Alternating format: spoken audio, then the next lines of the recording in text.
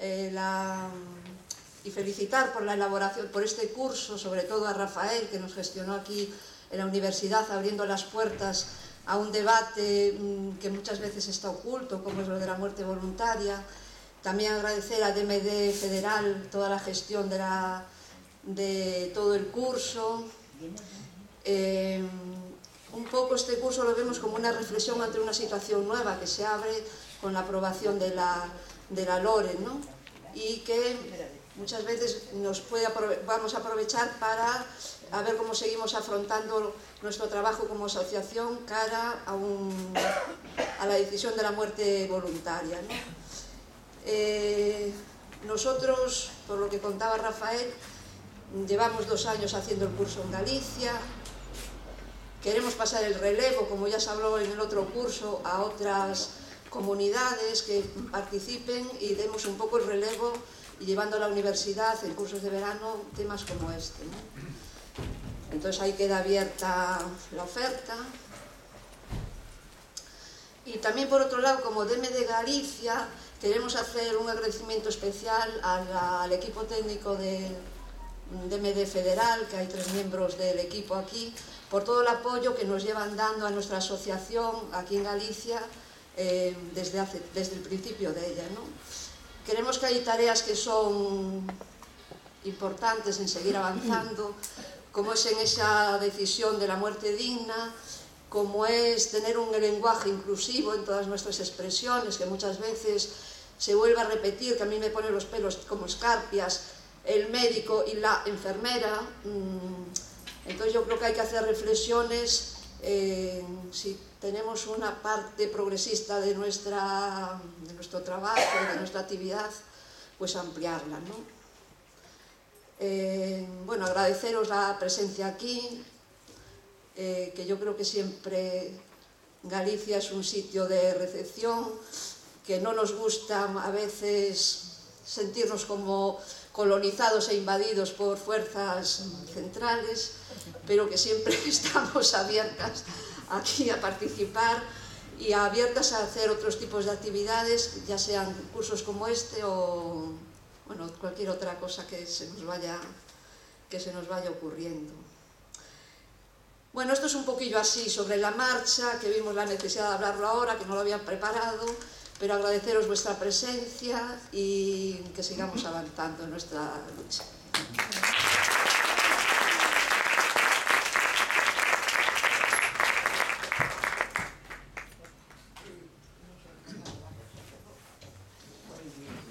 Vale, pasamos a la ponencia de Loren, que como sabéis se desplazó de ayer para ubicarla ahora, dada la ausencia por enfermedad de Miguel Anxo.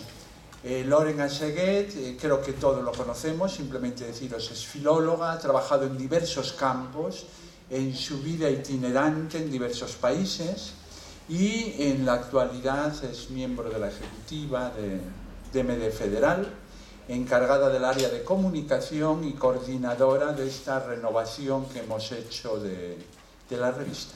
Y fundamentalmente, en mi opinión, como miembro de la ejecutiva de Federal, una magnífica conocedora y encargada del área internacional, que nos mantiene informados prácticamente al mes, de una manera extraordinaria, y de las personas que creo, en mi opinión, que son datos, que mejor conoce la situación internacional de la muerte voluntaria. Y esto comprobado en reuniones de la Federación Mundial y de la Europea.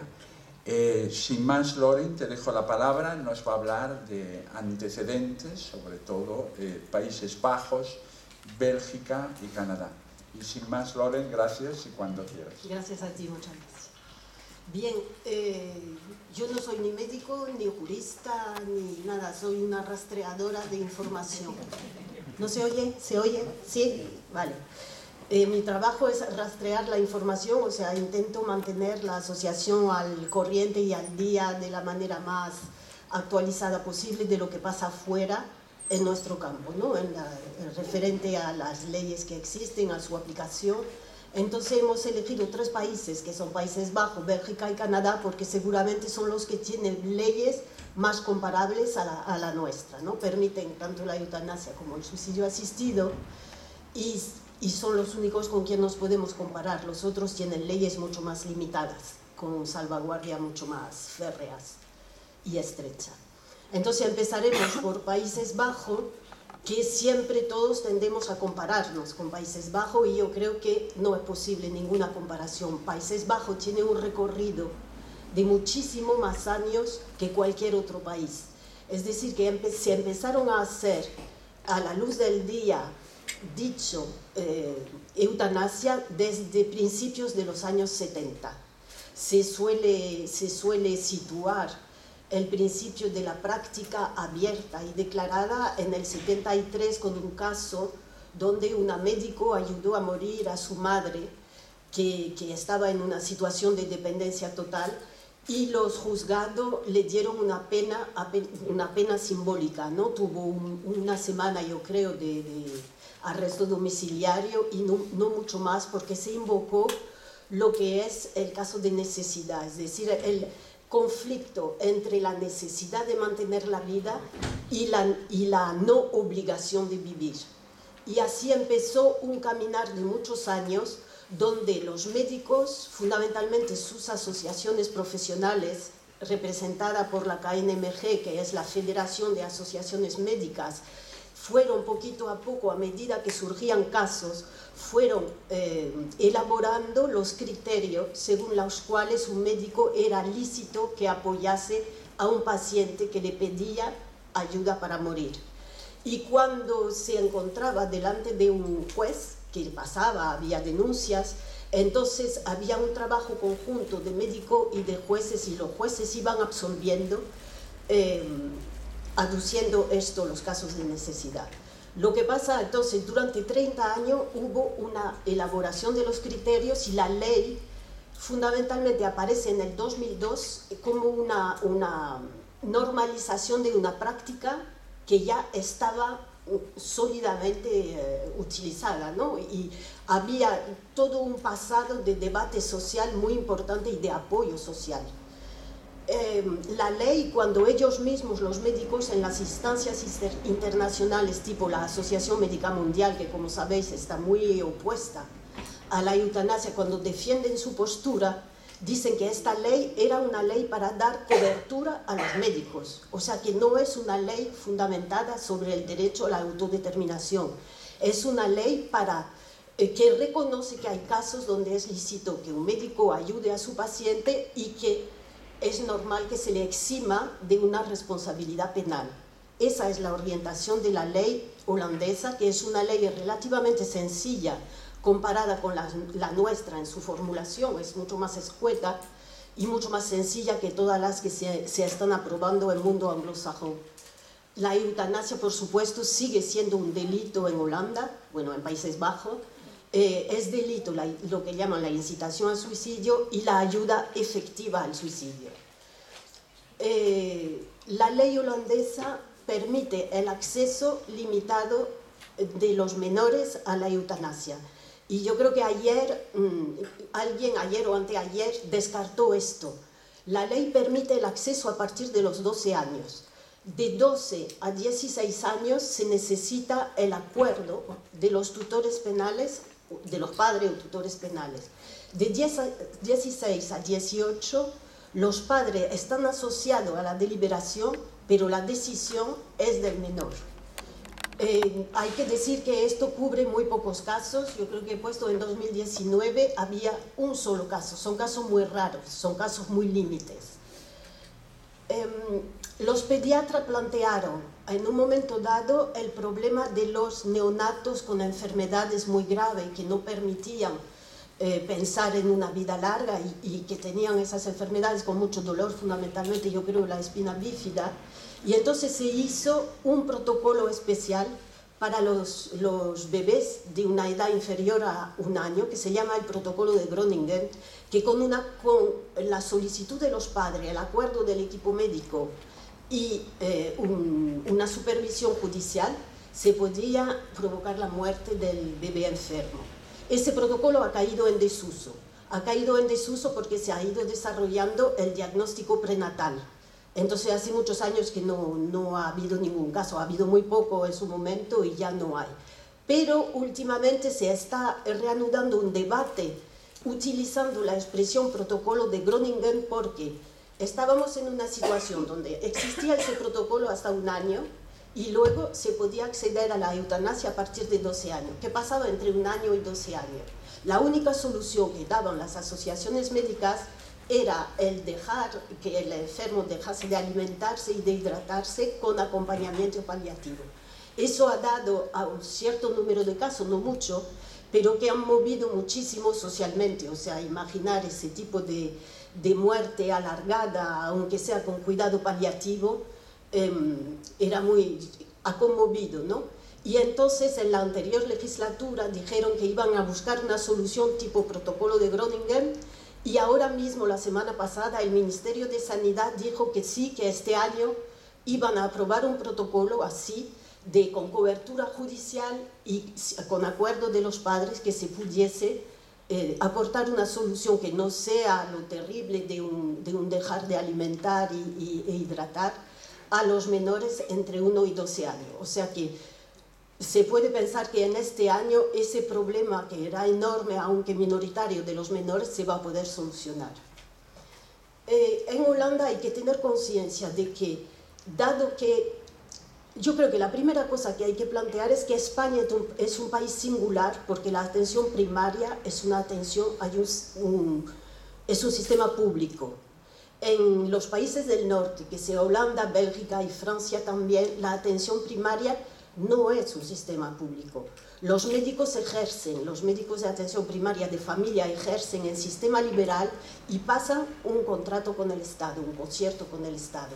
Entonces tienen su consulta privada, que puede ser una consulta individual o una cooperativa, y tiene ese concierto con el Estado. Conclusión, la objeción de conciencia no está ni formalizada. O sea, la ley dice que un médico puede aceptar o no acompañar a un paciente en un proceso de muerte acompañada, ¿no?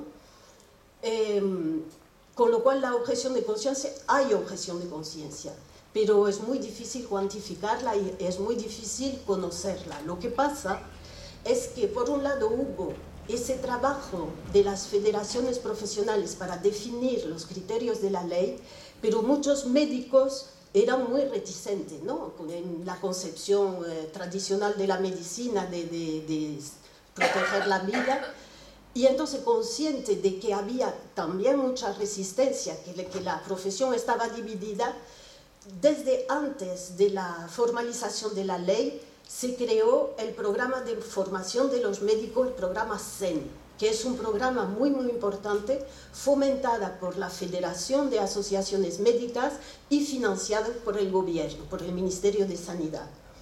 El SEN significa apoyo y consulta para la eutanasia en los Países Bajos. ¿Qué es ese programa SEN? Son médicos voluntarios especialmente formados para asesorar. Asesorar en el sentido que son los médicos que se pueden solicitar para ser médico consultor en un proceso deliberativo de eutanasia, ¿no? Que no hubiese dificultad para esos médicos que ejercen en liberal para encontrar un médico independiente. Saben que se puede dirigir a la gente que ha hecho este programa y van a funcionar como consultor. Y también funcionan como apoyo, porque las solicitudes de eutanasia, muchísimos médicos tendrán una en su vida, o muy pocas. O sea, no es una práctica que digamos diaria ni muy habitual. Y a nivel emocional es algo a veces difícil de vivir y esos médicos también dan este apoyo. Pueden acompañar a un colega que lo necesita y guiarle en todo el proceso. Entonces, como he dicho, tiene financiación institucional y las últimas cifras cuantitativas que encontré son de 2017, decían que había 600 médicos que tenían esta formación y que cubre absolutamente todas las áreas del país. O sea que sintieron desde antes de que hubiese una ley la necesidad al final de lo que nosotros llamamos referente, ¿no? de saber dónde recurrir cuando un médico recibe una solicitud, quiere darle curso, pero se siente perdido, lo siente difícil. ¿Cuáles son los criterios que se elaboraron y cuáles son los criterios que dice la ley según los cuales un médico puede atender una solicitud, que es lo que tiene que hacer. Hay 6, o sea que es una ley muy escueta. Hay 6 y he puesto en verde los 2 que se consideran fundamentales.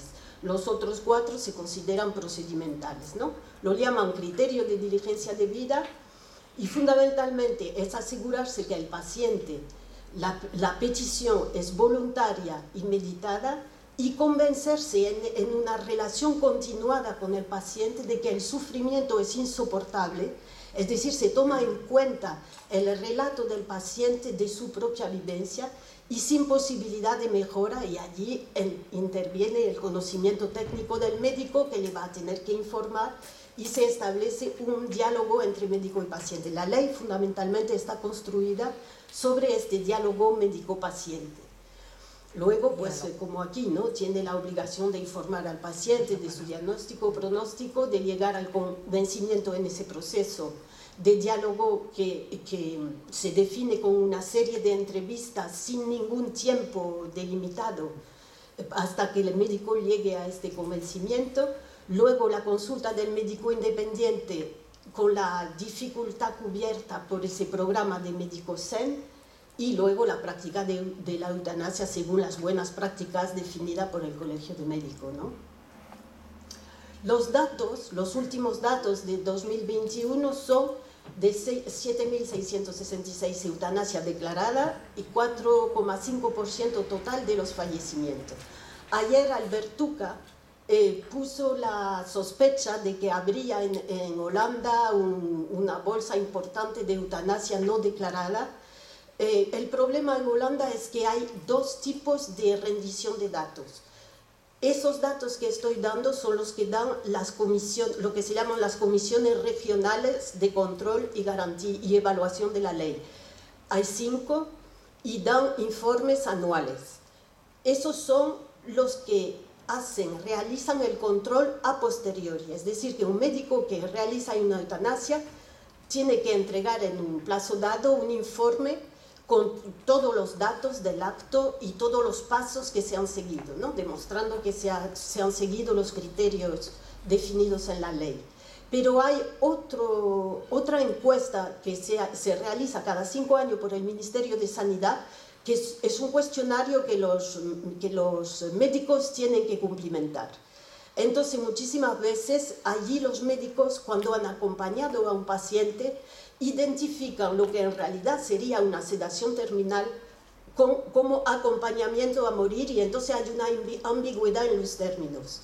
Y es innegable que los opositores a la eutanasia se aprovechan de la diferencia de datos que puede haber entre estas 2 encuestas para apoyar la teoría de una pendiente resbaladiza, de una inseguridad legal.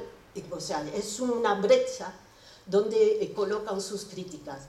Yo creo que en realidad la práctica en Holanda está muy asentada, y los controles y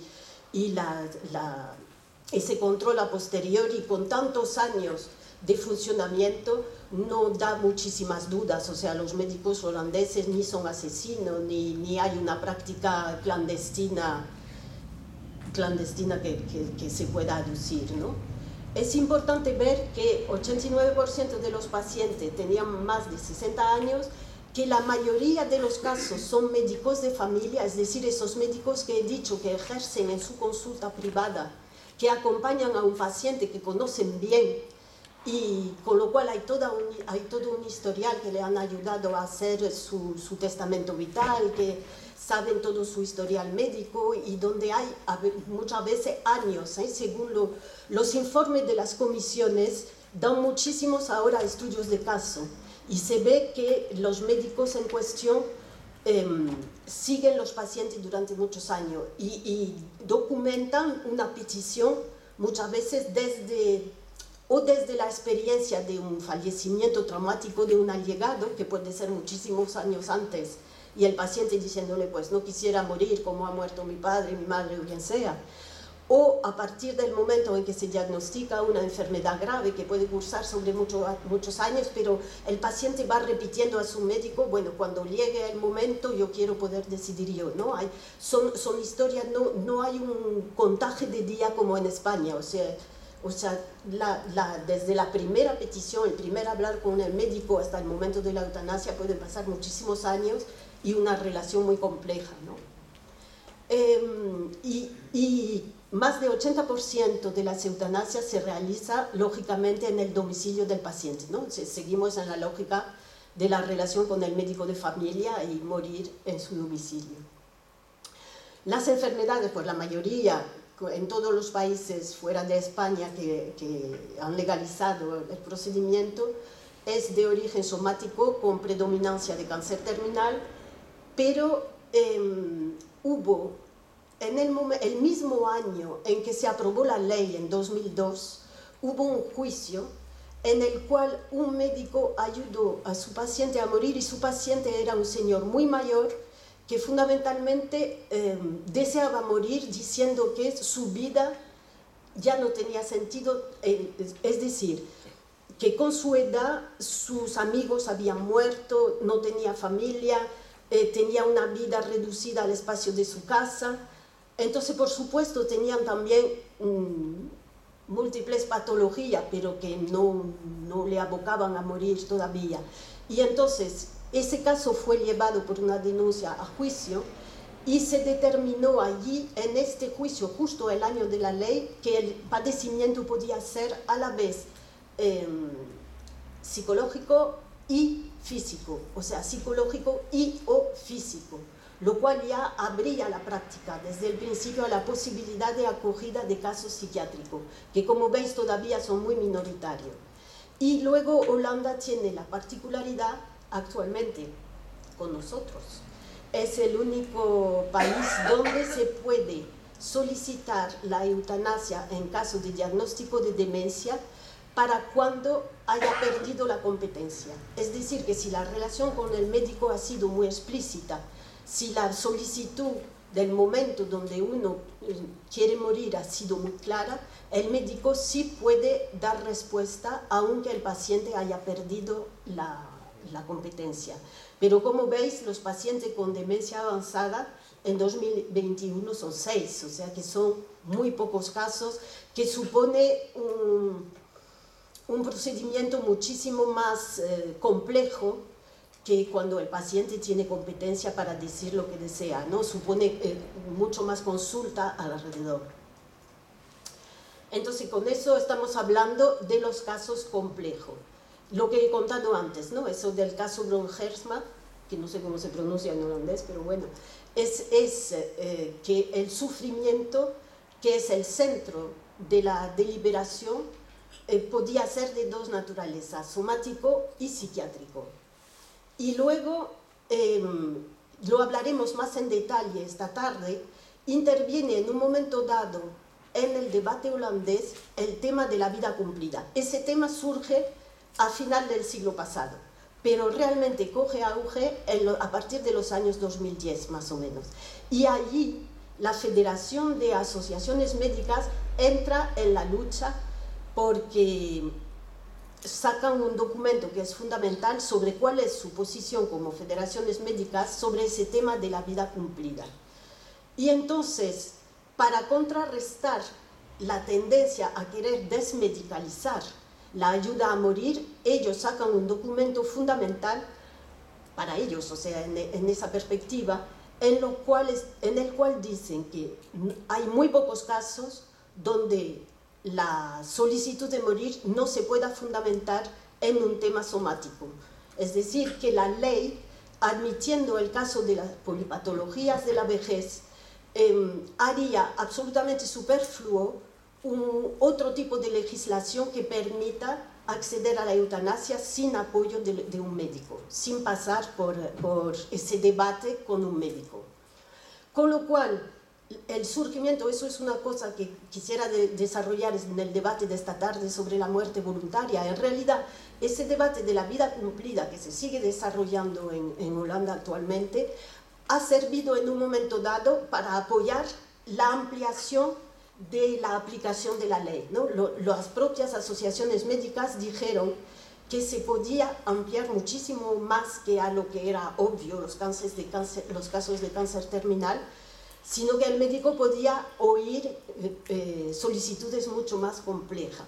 Lo que pasa es que todas las encuestas demuestran que la mayoría de los médicos, si tienen claro ayudar a un paciente con un cáncer terminal, no tienen muy claro cuando hay un problema o de trastorno psiquiátrico, de trastorno mental o de demencia avanzada, que son ya casos considerados complejos y muchos médicos se niegan a considerarlo. Con lo cual, allí interviene la NVVE. La NVVE es una asociación, con toda modestia diría como la nuestra, lo único es que tiene 170.000 socios, o sea, es decir, hasta qué punto, es un país de 17 y pico millones de habitantes, es decir, hasta qué punto el debate que lleva tantos años, desde los años 90, está anclado en la sociedad y hasta qué punto la gente es consciente de la importancia de esto. La NVVE en 2012, o sea que habéis visto el tema de la vida cumplida, la KNMG saca su documento en 2011 y se hace evidente que muchos médicos resisten, con lo cual en 2012 la NVVE crea lo que llamaron entonces la clínica del final de la vida. La clínica del final de la vida porque pensaron en un principio hacer una clínica que pudiese acoger los casos rechazados. La filosofía fundamental es que todo paciente tiene derecho a que se evalúe a conciencia su solicitud de eutanasia, o sea, para luchar contra los rechazos que eran demasiado la costumbre cuando los casos eran complejos. Lo que pasa es que al final no se construyó una clínica ni hay una clínica física, sino que son equipos de médica y enfermero que se desplazan cuando reciben petición de eutanasia que no ha sido aceptada por el médico tratante, ¿no? Actualmente tienen 140 equipos de esos tipos que evalúan esos casos difíciles. ¿Qué pasa? Que han llegado actualmente a una especie de culo de botella, es decir, que tienen una lista de espera que es tremenda y particularmente en los casos psiquiátricos porque pocos psiquiatras aceptan participar en los procedimientos. Entonces tienen un problema actual muy importante, son más de 2 años de lista de espera y están llamando desesperadamente a participación de profesionales. Luego, como hemos visto, hubo todo un camino de trabajo entre jueces y médicos para llegar a concretar en una ley y hay un momento en que en la Fiscalía del Estado surge un señor, en 2017 por ahí, que dice esto está yendo demasiado lejos, se está abriendo demasiado la aplicación de esta ley y hay que, de cierta medida, los médicos tienen que tomar conciencia que tienen que reflexionar muy mucho antes de dar una respuesta positiva a solicitudes de eutanasia. Y hay 4 casos que llegan a la Fiscalía. Y hay un caso que va a ser llevado a los tribunales, o sea, como la ley no prevé ningún tipo de pena en caso de no respeto de los criterios de diligencia debida, se traduce en una acusación penal por homicidio. Entonces hay una médico geriatra que se encuentra delante de un tribunal en 2019, era una médico que trabajaba con la clínica del final de la vida. El caso era el de una paciente con demencia muy avanzada que tenía un testamento vital hecho en 2012 en el momento en que le diagnosticaron la enfermedad, que había reconfirmado su testamento vital en 2015, en el cual decía que no quería que ingresara en una residencia y que a partir del momento en que no reconociese a sus allegados, pedía que se le aplicase la eutanasia. La geriatra se rodeó de todas las precauciones posibles, es decir, pidió asistencia al neurólogo de la paciente, al médico tratante durante toda su vida, pidió y tuvo el apoyo de los familiares. Yo creo que consultó varios, 2 o 3 médicos de SEN, en fin, que hubo toda una serie de precauciones y otorgó la eutanasia, ¿no? Le dijo que sí, dio una respuesta positiva Y al momento de realizar la eutanasia, suministró un calmante a la paciente que amenazaba con muchísima intranquilidad. O sea, un familiar tuvo que mantener a la paciente y se le suministró un calmante en el café. Entonces se llevó, las comisiones de garantía y evaluación consideraron que el caso era un poquito difícil, no entraba en la práctica normal, y se mandó este caso a Fiscalía. Y el fiscal dijo que no ponía en ningún momento en duda la cualificación profesional de la geriatra y la honestidad de la geriatra, pero que se trataba de delimitar exactamente, a partir de este caso, cuál era la posible aplicación de esta ley, que había ido demasiado lejos. Entonces fue una conmoción y un trauma en Países Bajos este caso, y sobre todo en los ámbitos médicos, ¿no? De repente ver a un médico en un juicio penal. La sentencia fue absolutoria y ha llevado efecto positivo a modificar y precisar cuáles son de qué manera se puede actuar, de qué manera puede actuar un médico, ¿no? Es decir, que se admite.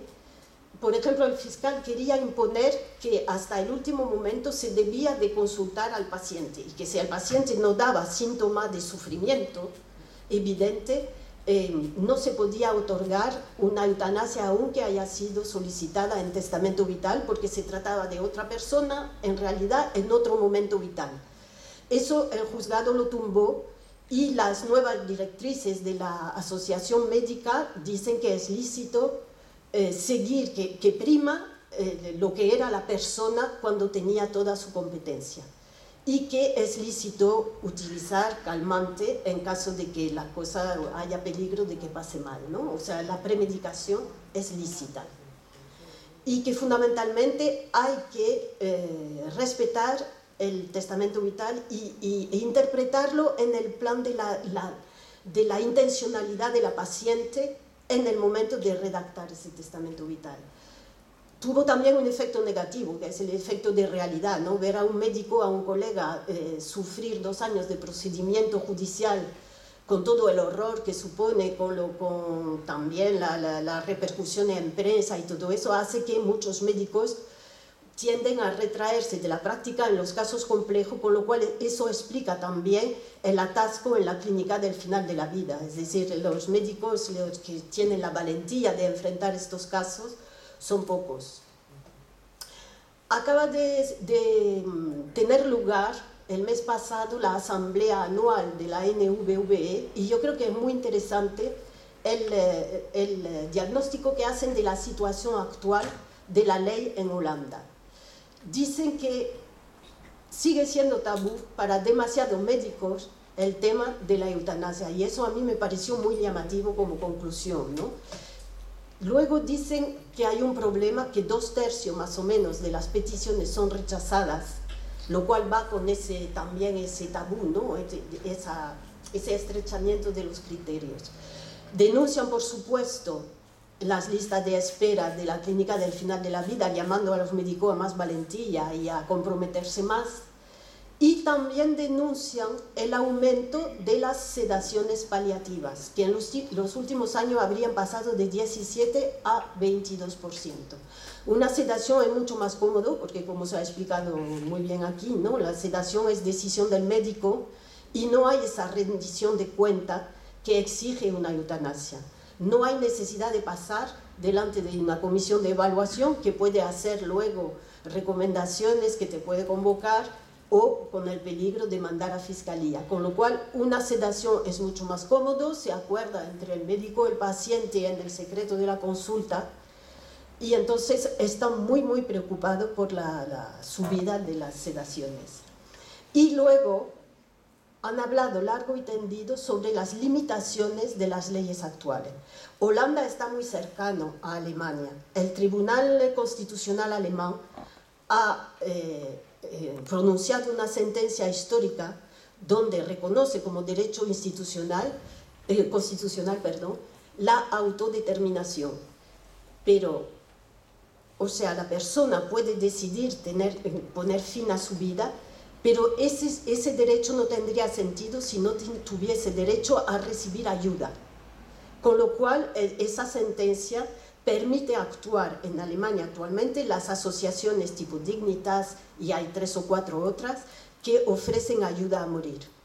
Entonces, lo que dicen los holandeses y la NVVE es que hay un pequeño número de gente que quiere decidir en toda libertad, sin control médico, del final de su vida, que su vida le pertenece.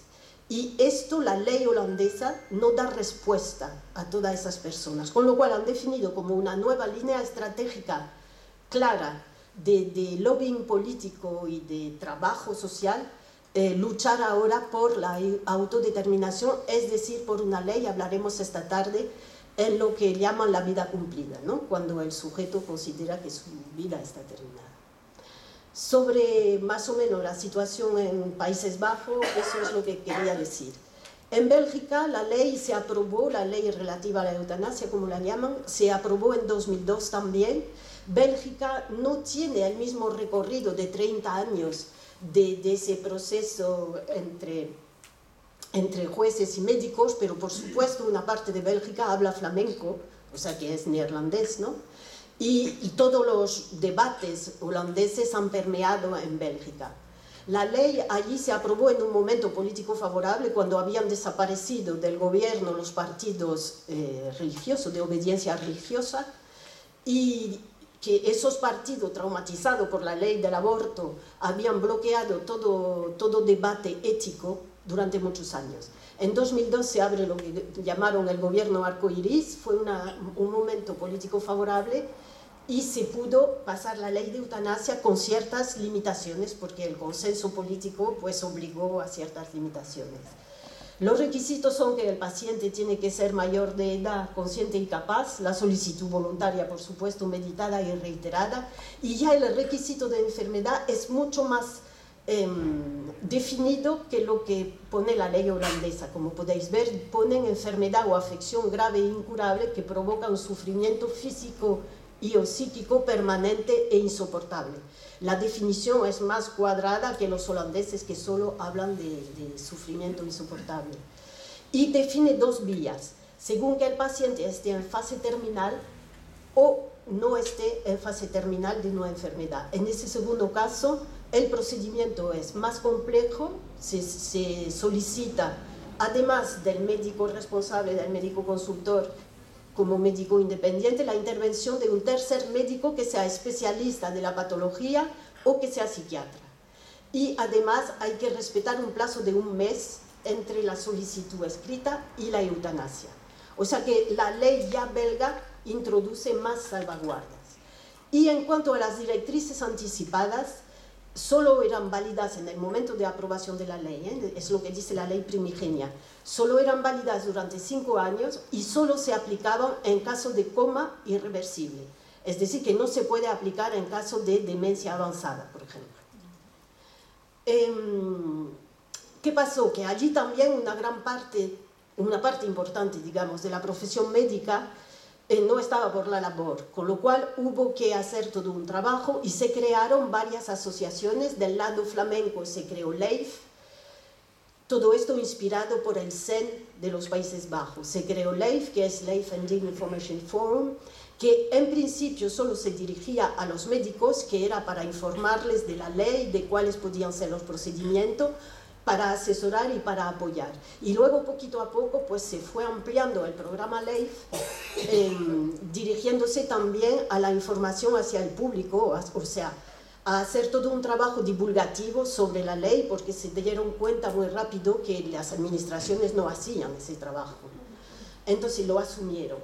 Y también LEIF luego se completó, a medida que se iba explorando el terreno de aplicación de la ley, se completó con una especie de subprograma de apéndice que se llamó ULTIM, o sea, team en inglés es equipo y ULTIM es la idea de último. Son fundamentalmente los médicos que se hacían cargo de los casos más complicados, que sería el equivalente a la clínica del final de la vida de los holandeses, ¿no? Eso es del lado flamenco. Y del lado francófono, la DMD también creó su programa dirigido a los médicos, que se llama EOL, End of Life, y formando médicos, apoyando, asesoraron. Y también se fueron creando consultas en los hospitales públicos allí. Son consultas en los grandes hospitales públicos de médicos favorables a la eutanasia, que piensan que toda solicitud tiene que ser escuchada y tiene que ser evaluada. Entonces, un paciente que no encuentra respuesta acerca de su médico tratante o de los médicos que conoce, se puede dirigir a esas consultas públicas. Y entonces allí le aseguran que su caso será evaluado. La ley holandesa hemos visto que no se ha movido. Lo que se va a mover ahora es un protocolo adicional para cubrir ese caso de los menores, ¿no? La ley belga sí, en otro momento de apertura política, la abrieron en 2014 a los menores de edad a petición de los pediatras. O sea que dijeron siempre que había muy pocos casos, pero que eran casos dramáticos y que había que dar una respuesta, que no podían seguir actuando en una semiclandestinidad, en una zona de sombra. Entonces se abrió la ley a los pacientes menores con capacidad de discernimiento, o sea, en un diálogo con el médico que evalúa la capacidad del paciente. Pero solo con muchas limitaciones, solo en caso de enfermedad física, terminal y con un sufrimiento insoportable. Y que además de los dos médicos, el médico tratante y el médico responsable y el consultor, se tiene que consultar también un psiquiatra infantil o un psicólogo. Y se necesita el acuerdo de los padres. Ha funcionado oficialmente en muy pocos casos. Solo ha habido hasta hoy, de 2014 a hoy, 4 casos, 3 en 2017 y 1 en 2019. Y luego Bélgica, cuando se habla con los belgas, dicen que somos iguales, que la sociedad belga que en la sociedad belga hay un peso muy grande de la Iglesia.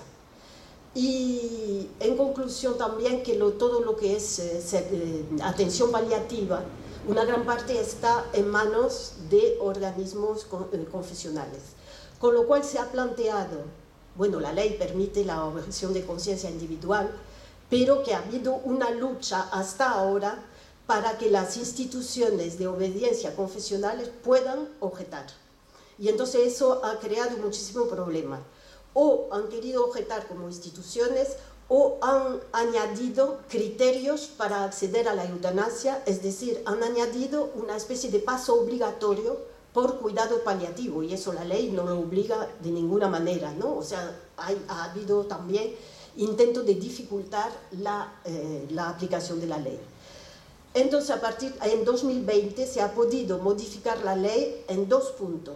Por una parte, se ha eliminado la limitación temporal del testamento vital, o sea, ya no hay necesidad de renovarlo cada 5 años.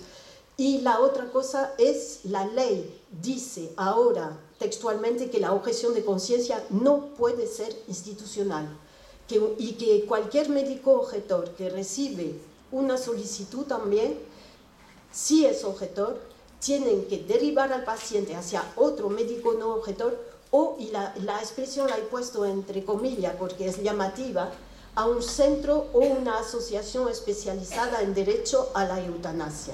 Es como muy llamativa esa formulación, ¿no? de derecho a la eutanasia. La DMD belga lo vive como una gran victoria. En los datos de 2021 veis que son 2,4% del total de los fallecimientos.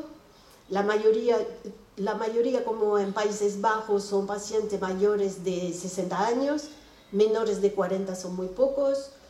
El 60 y casi 2% del procedimiento son médicos de familia que lo practican. Y el 54% se hacen en domicilio del paciente, y esa cifra sube. De año en año, las comisiones de control subrayan que hay cada vez más eutanasia en el domicilio del paciente.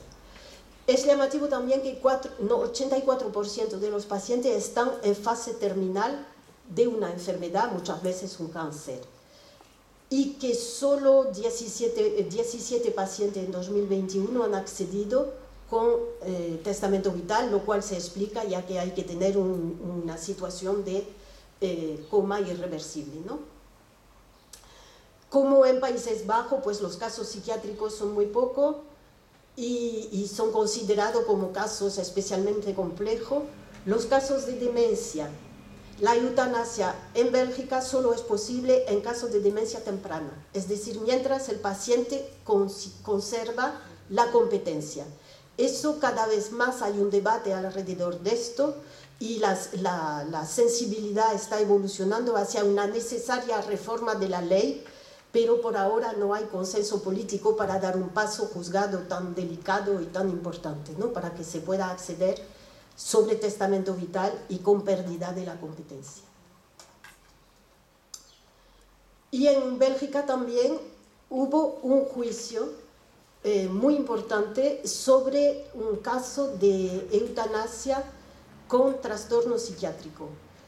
Fue el caso de una chica de 38 años que tenía todo un historial de tratamiento psiquiátrico de muchos años, de fracasos de tratamiento, varios intentos de suicidio, y entonces recurrió a la ayuda y al asesoramiento de una asociación que se llama Fonkel, que es una asociación flamenca de psiquiatras, fundamentalmente de una psiquiatra que se llama Liv Tien Pont. Si leéis bibliografía hay muchos artículos a partir del trabajo de esta asociación y de esta psiquiatra.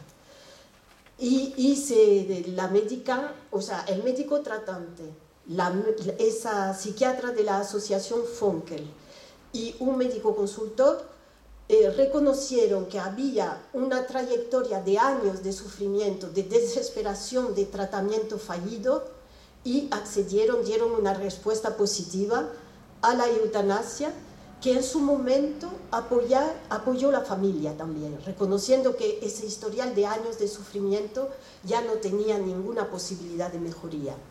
Pero resulta que de repente, un año después, una hermana y el padre se dan la vuelta, no se sabe por qué, y denuncian en fiscalía, y denuncian a los 3 médicos. Y eso fue también un caso absolutamente traumático, pues porque fue un proceso penal delante de gran jurado de 3 médicos por haber acompañado un caso de eutanasia. Al final se absolvió a los médicos, el médico tratante se le absolvió con, no sé si se dice en español, beneficio de la duda. O sea, como que no estaba muy claro. Los otros 2 sí se absolvieron clarísimamente, la psiquiatra y yo creo el neurólogo. Y entonces ahora mismo sigue un juicio civil porque la familia sigue peleando para pedir indemnizaciones. O sea, es una historia absolutamente siniestra que tuvo seguramente un efecto positivo por un lado, es decir, en la medida en que se ha absuelto a la psiquiatra y a los 3 médicos de un castigo penal, la justicia dice que se puede otorgar la eutanasia en un caso psiquiátrico así con muchísimos años de curso. Pero el efecto negativo es que ha producido que muchos médicos se han retraído de lo que son considerados los casos complejos. Y luego la asociación belga insiste mucho sobre la eterna pelea de las asociaciones integristas religiosas contra la ley, que actualmente tiene empapelada a la ley belga delante del Tribunal Europeo de Derechos Humanos. Y cuando pensamos a lo que pasa con el aborto ahora, da efectivamente un poquito de miedo. El caso es conocido como el caso Mortier. Mortier era un señor que no veía a su madre desde hacía muchos años, la señora era mayor, tenía un historial de años de depresión también, y solicitó la eutanasia. Hubo todo el proceso deliberativo con los médicos que dieron una respuesta positiva, y la señora pidió que no se avisase a su hijo, con quien no tenía ninguna relación. Pero una vez realizada la eutanasia se avisó al hijo de que la señora había muerto, y apoyada por una asociación internacional de origen americano que se llama ADF Internacional, que está actuando ya en muchos países europeos, que está haciendo lobbying sistemático en Bruselas y tiene sede en Viena, empezó a litigar en los tribunales belgas, subió de nivel de tribunales, agotó todos los recursos y ahora han presentado el caso delante de la Corte Europea de Derechos Humanos, y se acaba de unir a esa causa una maravillosa asociación polaca que se llama Ordo Juris, cuya misión en la vida es como la de nuestros abogados cristianos. Y entonces, bueno, pues la ADM de belga se ha asociado, se ha personado en la causa porque piensa que puede ser un ataque grave con muchísimas consecuencias contra la ley misma, ¿no? Y finalmente, yo no sé cómo voy de ahora. ¿Queda Canadá? Sí. Queda el caso de Canadá.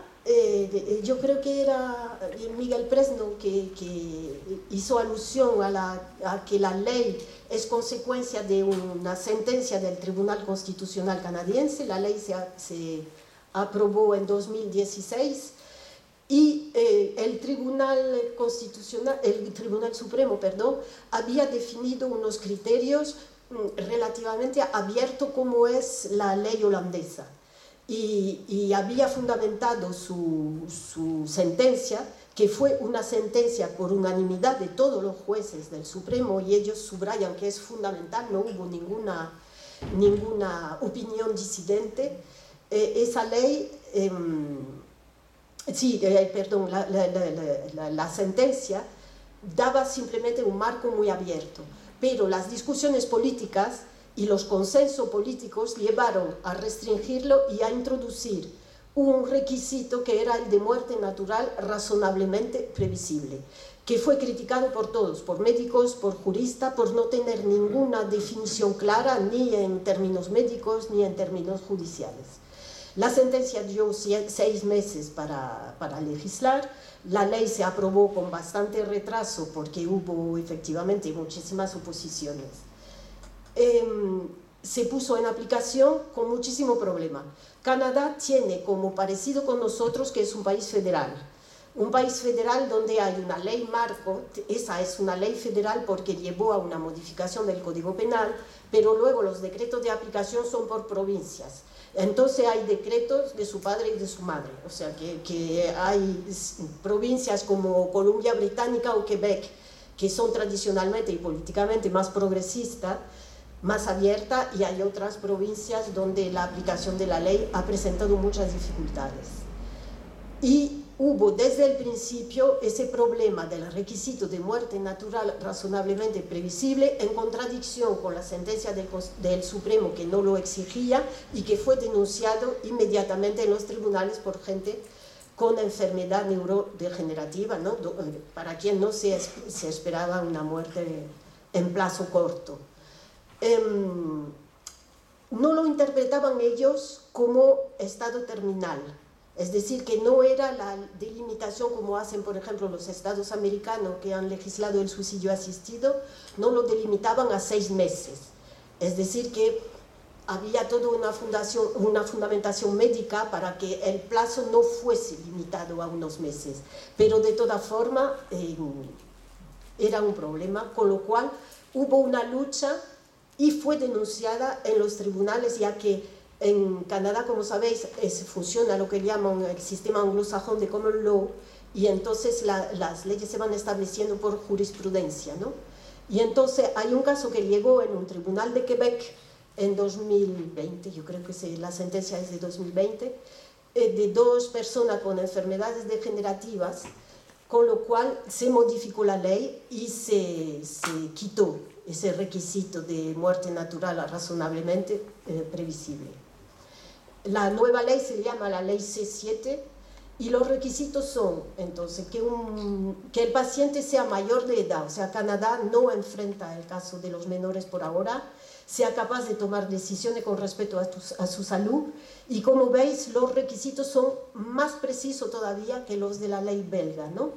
Tiene que padecer problemas de salud graves e irremediables, una enfermedad, dolencia o minusvalía seria e incurable, una situación médica caracterizada por una disminución avanzada e irreversible de las capacidades, un sufrimiento físico o psíquico persistente que el paciente considera intolerable y que no puede ser aliviado en condiciones que juzgue aceptable. Se exige reconfirmar el deseo de morir en el momento de realizar la eutanasia, ¿no? Se exige un consentimiento final. La ley C7 abre, un poco como la belga, hay 2 caminos, lo que ellos llaman 2 tracks. Depende que O sea que conserva en cierta medida eso de la muerte natural en un plazo razonable, que sería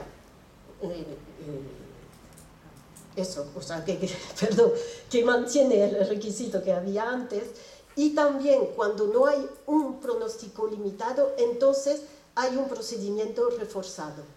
Cuando la muerte se puede esperar en un tiempo razonable, 2 médicos intervienen, 2 médicos o médicas, lo siento, pero es complicadísimo pensarlo cada vez. Se elimina el periodo de reflexión que había antes de 10 días y también se elimina, en casos realmente muy graves, la necesidad del consentimiento final, ¿no? O sea que si el paciente está en riesgo de perder la competencia, no pierde la posibilidad, digo eso durante el procedimiento, no pierde la posibilidad de acceder a la eutanasia si se acepta. Y luego en la segunda vía, hay que consultar también, además del responsable y del consultor, un médico independiente que sea especialista de la enfermedad. Se exige una información absolutamente exhaustiva sobre las alternativas, a la vez médicas, pero también sociales, ¿no? Para su caso, y se exige un periodo de reflexión largo de 90 días, de 3 meses. Y allí sí que se exige una confirmación en el último momento. Los datos coinciden, los últimos datos son del 2020, es decir, que no coinciden con la nueva formulación de la ley. No se piensa que habrá mucho más casos. De todas formas, en Canadá fue evolucionando muy rápido y fue subiendo el número de casos en muy pocos años. Pero eso es cuando todavía, esos resultados son cuando todavía estaba la limitación del requisito impuesto de muerte natural, ¿no? Previsible. Vemos que en más de la mitad, el 68% de los casos lo lleva el médico de familia, donde allí también es un ejercicio liberal de la medicina, menos de la mitad en el domicilio del paciente, y siempre ellos insisten en que más del 80% de los pacientes estaban en cuidados paliativos. La mayoría de los casos eran casos de cáncer. Canadá tuvo un problema enorme con la objeción de conciencia. O sea que los periódicos se llenaron de casos de instituciones religiosas, de instituciones sanitarias de obediencia religiosa, que rechazaron las solicitudes, que frenaron y obstaculizaron todo lo posible, con lo cual fue un enorme problema. La ley permite la objeción de conciencia, se supone que eran las provincias que iban a regularlo, y las hay que incluso en sus decretos permiten la objeción institucional. Pero hay 3 que han seguido la estela de Ontario, donde hubo un juicio, o sea, la asociación gloriosa que se llama de cirujanos y odontólogos de Canadá denunció, es una especie de abogados cristianos también, denunció la política de derivación obligatoria pronunciada por el Colegio de Médicos de Ontario, y perdieron el juicio. Entonces ya hay 3 provincias, Ontario, Columbia Británica y Nueva Escocia, que han impuesto una política de lo que llaman, entre comillas, derivación efectiva. Es decir, que el médico tiene obligación, si es objetor, de derivar o a otro médico o una organización susceptible de orientar y de informar. Y luego, como los médicos SEN del lado holandés y los Leif y EOL del lado belga, se ha creado, frente a la dificultad de encontrar médicos que aceptasen llevar a cabo un procedimiento, y la dificultad de encontrar también médico consultor, una asociación que se llama CAMAP, que es traducido, ¿no?, la asociación de los proveedores de MAID en inglés, es la muerte médicamente asistida. Ellos no usan el término eutanasia, y bueno, por múltiples razones, a la vez históricas, el mundo anglosajón no suele usarlo, ¿no? Y dicen que prefieren una definición más, digamos, aséptica y más técnica, que sería ayuda médica a morir. Entonces, MAID es ayuda médica a morir. Entonces esa asociación se creó al principio por un pequeño núcleo de médicos de Columbia Británica y poquito a poco se ha ido desarrollando y tiene ahora un papel muy importante. Están preparando una formación universitaria a incluir dentro de los grados de capacitación de los médicos. Están organizando encuentros, diálogos sobre el tema, información, y también asesoran y apoyan a los médicos dispuestos